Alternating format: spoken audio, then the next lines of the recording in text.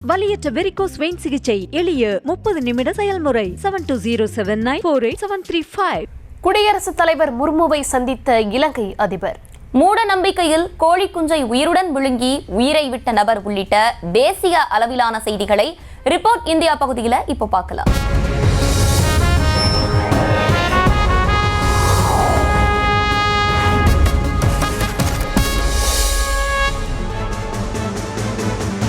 எதிர்க்கட்சிகளின் கடும் எதிர்ப்புக்கு மத்தியில் ஒரே நாடு ஒரே தேர்தல் மசோதா நாடாளுமன்றத்தில் இன்று தாக்கல் செய்யப்பட உள்ளதாக தகவல் வெளியாகியுள்ளது. இந்தியாவில் மக்களவை தேர்தலுடன் அனைத்து மாநில சட்டமன்ற தேர்தல்களையும் ஒரே நேரத்தில் நடத்தி முடிக்க மத்திய அரசு ஒரே நாடு ஒரே தேர்தல் திட்டத்தை முன்மொழிந்தது. இந்த மசோதாவுக்கு கடந்த வாரம் மத்திய அமைச்சரவையும் ஒப்புதல் அளித்தது. இந்நிலையில் ஒரே நாடு ஒரே தேர்தல் மசோதாவை மக்களவையில் மத்திய சட்டத்துறை அமைச்சர் அர்ஜுன் ராம் மேக்வால் இன்று தாக்கல் செய்கிறார். இந்த மசோதா மீதான விரிவான ஆலோசனைக்காக நாடாளுமன்ற கூட்டுக்குழுவிற்கு அனுப்ப வாய்ப்புள்ளதாக இந்த மசோதா மீதான விரிவான ஆலோசனைக்காக நாடாளுமன்ற கூட்டுக்குழுவிற்கு அனுப்ப வாய்ப்புள்ளதாக கூறப்படுகிறது.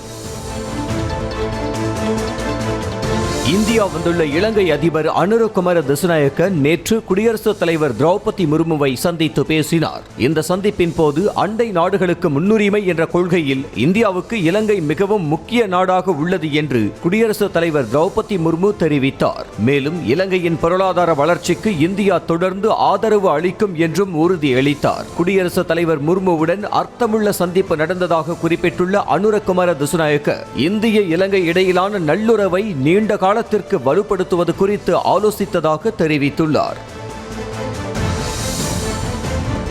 இந்தியாவின் பாதுகாப்புக்கு தீங்கு விளைவிக்கும் வகையில் தங்களது நாட்டில் எந்த பகுதியையும் மற்ற நாடுகள் பயன்படுத்த அனுமதிக்க மாட்டோம் என இலங்கை உறுதி அளித்துள்ளது. இந்தியா சீனா இடையே பதற்றமான சூழல் நிலவிய சமயத்தில் நம் அண்டை நாடான வங்கதேசம் மற்றும் இலங்கையுடன் சீனா நெருக்கம் காட்ட தொடங்கியது. இதன் விளைவாக இந்திய பெருங்கடலில் இலங்கை பகுதியில் சீன உளவு கப்பல்கள் அவ்வப்போது காணப்பட்டன. இது இந்தியாவின் பாதுகாப்பிற்கு அச்சுறுத்தலாக பார்க்கப்பட்டதால் இலங்கை அரசிடம் எதிர்ப்பு தெரிவிக்கப்பட்டது. இந்நிலையில் இலங்கை அதிபர் அனுரகுமார திசுநாயக்க இந்தியா வந்துள்ள நிலையில் இரு நாடுகள் சார்பில் கூட்டறிக்கை வெளியிடப்பட்டுள்ளது.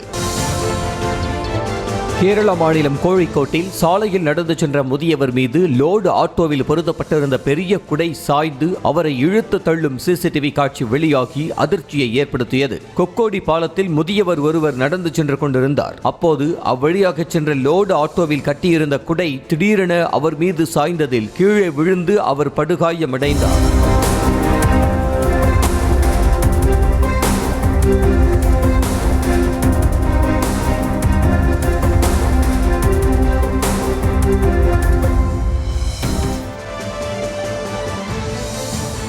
சத்தீஸ்கரில் குழந்தை வரம் வேண்டி கோழி குஞ்சை உயிருடன் விழுங்கிய நபர் மூச்சு திணறி உயிரிழந்த நிலையில் கோழி குஞ்சு உயிருடன் தப்பித்த சம்பவம் நிகழ்ந்திருக்கிறது. சிந்த்கலோ பகுதியைச் சேர்ந்த 35 வயதான ஆனந்த் என்பவரின் மனைவிக்கு நீண்ட நாட்களாக குழந்தை பிறக்கவில்லை என கூறப்படுகிறது. இதனால் உள்ளூர் சடங்குகளை நம்பி குழந்தை வரம் வேண்டி கோழி குஞ்சு ஒன்றை உயிருடன் விழுங்கியதாக கூறப்படுகிறது.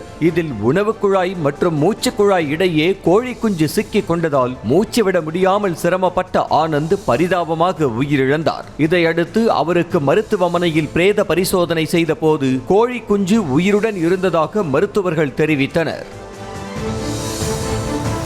ஜம்மு காஷ்மீர் மாநிலம் தோடா மாவட்டத்தில் கந்தோ பலேசா பகுதியில் உள்ள வனப்பகுதியில் காட்டுத்தீ பற்றி எரிகிறது. உள்ளூர் மக்கள் துணையுடன் காட்டுத்தீயை கட்டுப்படுத்தும் நடவடிக்கையில் தீயணைப்பு துறையினர் ஈடுபட்டு வரும் நிலையில் வனப்பகுதியின் பல்வேறு இடங்களில் தீப்பிழம்புகள் கொழுந்துவிட்டு எரிந்தன.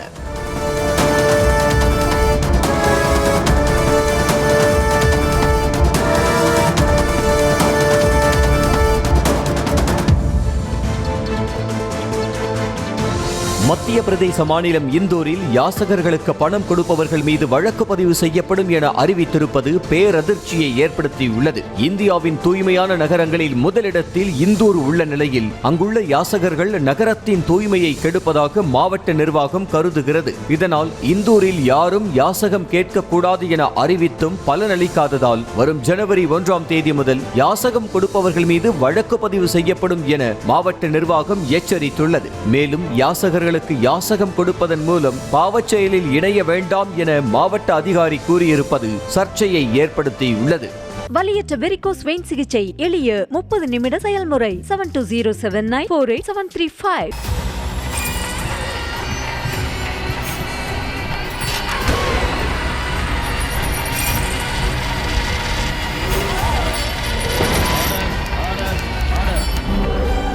நிகழ்தகவு குற்றங்களின் மறுபரிமாணம் நாள்தோறும் இரவு 10 மணிக்கு இணைந்திருங்கள் நமது நியூஸ் தமிழ் தொலைக்காட்சியோடு.